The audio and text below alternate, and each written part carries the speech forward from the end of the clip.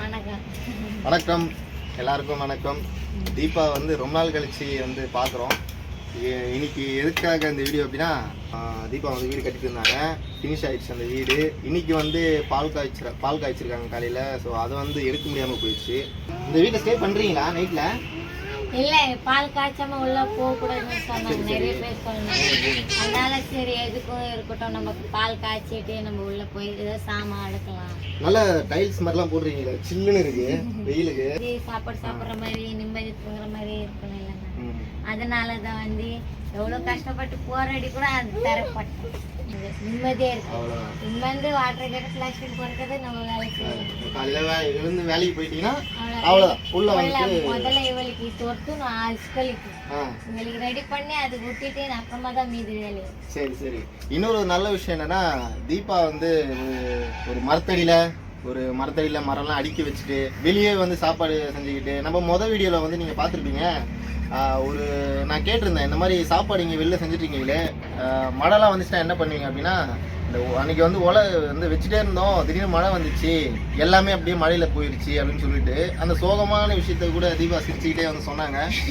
So அன்னிலேருந்து இன்ன வரைக்கும் எவ்வளோ சோகம் இருந்தாலுமே வந்து அது வெளில காட்டிக்காமல், எனக்கு பேச யாரும் தோணலாம் எதுவுமே வேணாம், என்னால் எல்லாமே முடியும் அப்படின்னு சொல்லிட்டு கூட இருந்தவங்க வந்து விட்டுட்டு போனாலுமே சரி, கொஞ்சம் கூட வந்து உடஞ்சி போகாமல் நம்ம வந்து திருப்பி அடுத்த ஸ்டெப்பை எடுத்துகிட்டு போகலாம் அப்படின்னு நினச்சி இந்த வீடு வந்து எவ்வளோ தடைகள்லாம் வந்துச்சு, அதையும் தாண்டி ஒரு சிங்கிள் மதராக ஒரு கணவனால் வந்து கைவிடப்பட்ட ஒரு பெண்ணாக தீபா வந்து இந்த வீடை வந்து கட்டி முடிச்சிருக்கிறாங்க.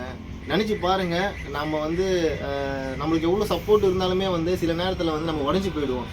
ஆனால் ஒரு தனி பெண்ணாக, ஒரு பெண் குழந்தை வச்சுருக்கிற ஒரு பெண்ணாக வந்து இந்த வீடை கட்டி முடிச்சுட்டு, ஏதோ கட்டிட்டோம் அப்படின்னு சொல்லிட்டு விடாமல் இந்த வீட்டுக்கு வந்து டைல்ஸ் போட்டு இதை ப்ராப்பராக வந்து அந்த வீட்டை வந்து ஃபினிஷ் பண்ணி முடிச்சிருக்கிறாங்க.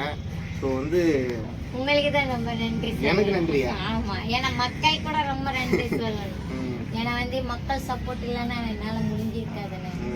ஏன்னா உங்களுக்கும் நான் நன்றி சொல்லிக்கிறேன். ஏன்னா வந்து நீங்களும் ஹெல்ப் பண்ணீங்க தெரியுமா, அதனால நீங்கள் ஹெல்ப் பண்ணீங்க, மக்கள் ஹெல்ப் பண்ணாங்க. அதனால எனக்கு கொஞ்சம் மனசு கொஞ்சம் ரொம்ப சந்தோஷமாக இருக்குது. தீபாவோட லைஃப் எந்த அளவுக்கு சேஞ்ச் ஆகிருக்கு அப்படின்னா, இது வந்து ஒரு அந்தளவுக்கு பெரிய சேஞ்சுன்னு சொல்ல முடியாது. ஏன்னா கவர்மெண்ட் சைடில் இருந்து வந்து ப்ராப்பரான டைரெக்டான ஹெல்ப் வந்து இவங்களுக்கு கிடைக்கல. இவங்களுக்கு கிடைச்சது எல்லாமே வந்து மக்களோட சப்போர்ட்டு. ஸோ அதுக்கப்புறமா வந்து இங்கே பக்கத்தில் இருக்கக்கூடிய ஒரு பொலிட்டிஷியன், அவர் பக்கத்தில் இருக்கக்கூடிய ஊர் தலைவர், அவர் வந்து நிறைய ஹெல்ப் பண்ணிட்டு இருக்காருங்க. இன்னைக்கு அவர் வந்து ஸோ செய்கிற ஹெல்ப்பை கூட வந்து வெளியில் காட்டிக்காமல் நிறைய ஹெல்ப் பண்ணிட்டு இருக்காரு. சந்தோஷமான விஷயம் அது. ஸோ இந்த தீபாவுக்கு அதே மாதிரி வந்து வீடியோ மூலிமா எவ்வளோ பேர் சப்போர்ட் பண்ணிட்டு இருக்கீங்க. தொடர்ந்து நிறைய பழைய வீடியோஸ்க்கெலாம் வந்து தொடர்ந்து இன்னும் கமெண்ட்ஸ்லாம் வந்துகிட்டு இருக்கு. ஸோ தீபா என்ன பண்ணுறாங்க, அவங்களோட கரண்ட் சுச்சுவேஷன் என்ன அப்படின்றதுக்காக தான் இந்த வீடியோ. இன்னைக்கு வந்து அவங்க வீடு வந்து பால் காய்ச்சிருக்காங்க. ஸோ வந்து அவங்கள பார்த்துட்டு அப்படியே வாழ்த்துட்டு போகலாம் அப்படின்னு சொல்லிட்டு வந்தோம்.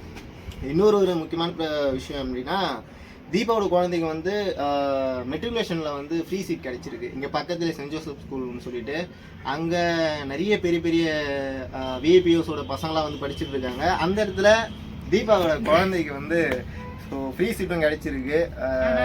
அது வந்தது தலராய மூலமாக தான், ஆறுமுக தலராய போய் பேசினாரு, அவங்க மூலமாக தான் இப்போ எங்களுக்கு சீட்டை கொடுக்குறேன்னு சொன்னாங்க. ஸோ ஒரு கவர்மெண்ட் ஸ்கூலில் வந்து ஜென்ரலாகவே வந்து இந்த மாதிரி எளிய மக்களுக்கு வந்து கவர்மெண்ட் ஸ்கூலில் வந்து சீட் கிடைக்கிறது வந்து சாதாரண ஒரு விஷயந்தான். ஆனால் மெட்ரிகுலேஷனில் அதுவும் தீபா இருக்கக்கூடிய வீட்டு பக்கத்துலேயே இருக்க ஸ்கூலில் வந்து ஃப்ரீ சீட் கிடைச்சிருக்கு.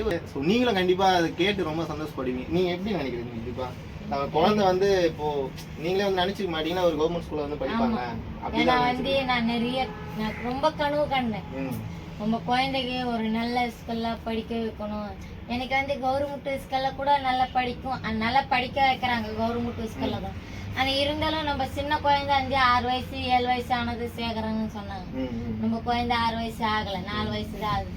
அதனால சும்மா சரி அது வரைக்கும் நம்மளுக்கு ஒரு ப்ரைவேட் ஸ்கூலில் நம்ம சீட் படித்தா ரொம்ப சந்தோஷமாக, ஒரு இங்கிலீஷ் மீடியத்தில் பேசினா கூட நல்லா படித்தா நம்மளுக்கு ஒரு சந்தோஷமாக இருக்கும் அப்படின்னா என் கனவுலே நான் போயிட்டேன் அந்த மாதிரி.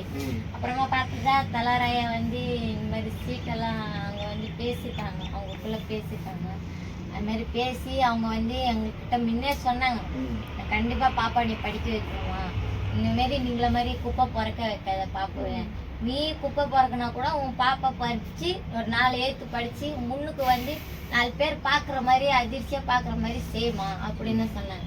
ஆமா நானும் ஒண்ணு யோசிச்சேன். நம்ம தான் படிக்கல, ஒரு பஸ் நம்பர் தெரியல, ஒரு காசு கணக்கு தெரியாது, நம்ம எவ்வளவு ரூபாய் ஏன்னா சரக்கு போடுறோம், வாட்டர் கேன் பிளாஸ்டிக் எத்தனை கிலோ போடுறோம், எத்தனை கிலோ தராங்க காசு, எவ்வளவு போடுறது, எவ்வளவு காயில கொடுக்குறது கணக்கே எங்களுக்கு தெரியாது. ஏன்னா நம்ம படிக்கல. அதனால நம்மள எவ்வளவு ஏமாத்தி இருப்பாங்க, எத்தனை பேர் ஏமாத்தி தின்னிருப்பாங்க. ஆனா நம்ம வந்து ஏமாத்துறாங்க, அது பண்றாங்க, நம்மளுக்கு தெரியாது. கடல் விட்ட வயின்னு சொல்லி நினைப்பாங்க. பயம் வேண்டாம், என் பொண்ணு படிச்சிருக்கா. அதுதான் எங்களுக்கு ஒரு மனசு ஒரு திருப்தி. எங்களுக்கு எனக்கு ஒரு நாள் இல்ல நான் 4 பேர்கிட்ட நான் சொல்லுவேன், என் பொண்ணு படிச்சிருக்கிறா, எனக்கு என்ன பயம், என் பொண்ணு எல்லாம் படிச்சு சொல்லுவா, எனக்கு என்ன பயம். இப்ப எனக்கு ஒரு கணக்கு சொன்னா கூட என் பொண்ணு எனக்கு கணக்கு போட்டு கூட்டி எனக்கு காசு கொடுப்பா அப்படின்னு ஒரு பெருமை எனக்கு வேணும். என் பொண்ணு செஞ்சு கொடுக்கணும் வேண்டிக்கனே இருக்கிற. ரொம்ப சந்தோஷமா இருக்காங்க தீபா அதை பேசும்போது.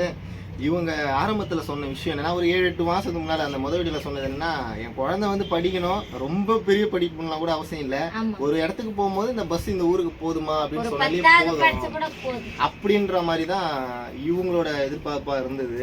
ஆனா இப்ப அவங்க குழந்தை வந்து கவர்மெண்ட் ஸ்கூல்ல தாண்டி மெட்ரிகுலேஷன்ல இங்கிலீஷ் மீடியத்துல வந்து படிக்க போறாங்க, சேர போறாங்க. இது எவ்வளவு பெரிய சந்தோஷமான விஷயம். அதுவும் ஒரு ஐயா வந்து சொன்னாங்க, இப்படி ஏதோ ஒரு ஊர்ல வெளிநாட்டுல இருந்தாங்க, அவங்க வந்து சொன்னாங்க, பாப்பா நீங்க காசு ஸ்கூல்ல அனுப்பிச்சு விடுங்கம்மா, நாங்க ஃபீஸ் கட்டுறோம்னு சொன்னாங்க.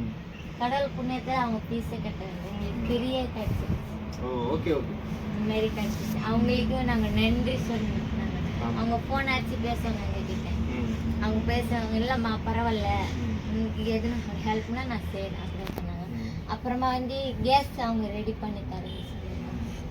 நீ இருந்து நம்மளுக்கு என்ன தெரியுது, கேஸ் நம்மளுக்கு குவாலிட்டி தெரியாது, ஆனா அப்ப கூட நான் கத்திக்கலாம், வெறும் பொறுக்கி மழையில எங்க சோறு ஆக்க முடியும், அதனால நீ கேஸ் நீ ரெடி பண்ணிட்டேன்னா உன் குழந்தைக்கு எப்போனாலும் சோறு ஆக்கி நீ கொடுக்கலாமா அப்படின்னு அவங்க எல்லாம் சொன்னாங்க. தீபா வந்து 2-3 விஷயம் வந்து கேட்டாங்க லைஃப்ல, எனக்கு இதெல்லாம் வேணும் அப்படின்னு. ஒண்ணு வந்து எனக்குன்னு ஒரு ஓலை குடிசையா இருந்தாலும் பரவாயில்ல, ஒரு வீடு வேணும். 2வது என் குழந்தை தூங்குறதுக்கு மழை வெயில்னாலும் நைட்ல வந்து தூக்கம் கெடாம இருக்கிறதுக்கு ஒரு வீடு வேணும் அப்படின்னு கேட்டிருந்தாங்க. அதுவும் வந்து இப்போ கிடைச்சிருக்கு. இன்னொன்று என் குழந்தை படிக்கணும்னு ஆசை, அந்த குழந்தையோட சர்டிஃபிகேட்லாம் வந்து மழையில் நனையக்கூடாது, இப்போ வைக்கிற இடத்துல வந்து எப்படியாவது நனைஞ்சிரும் அப்படின்னு இருந்தாங்க. இப்போ வந்து என்னதான் வந்து மழை பெஞ்சாலுமே இந்த இடம் வந்து ஸோ நனையாது. அதுவும் இல்லாமல் தீபாவோட குழந்தை இப்போ ஸ்கூலில் ஜாயின் பண்ணுற டைமில் ஸோ இந்த வீடு வந்து ரொம்ப ஹெல்ப்ஃபுல்லாக இருக்கும். அவங்க சர்டிஃபிகேட்லாம் இனிமேல் நினையாது. ஆனால் என்னதான் இருந்தாலும் ஓலை வீடுன்றது ஒரு வருஷத்துக்கு 2 வருஷம் அப்படி இருக்கும். பரவாயில்ல, அது வரைக்கும் நம்ம தாக்கு பிடிச்ச போது டேரா எதுனா போட்டு கூட நம்ம இது சேஃப்டி பண்ணிக்கலாம். இல்லை நீங்கள் உங்களுக்கு வந்து எப்படி சொல்லுதுன்னா, உங்கள் வாழ்க்கை வந்து உங்கள் லைஃப் எப்போவே சேஞ்ச் ஆக ஆரம்பிச்சிருச்சு. ஓகேங்களா? நாங்க எப்படி இருந்து தெரியுமா, ரோட்ல இருந்தோம், வெயில்ல மழையில ஒண்ணுமே இல்லை, அந்த மரமே காஞ்சி இதுவாயிடுச்சு.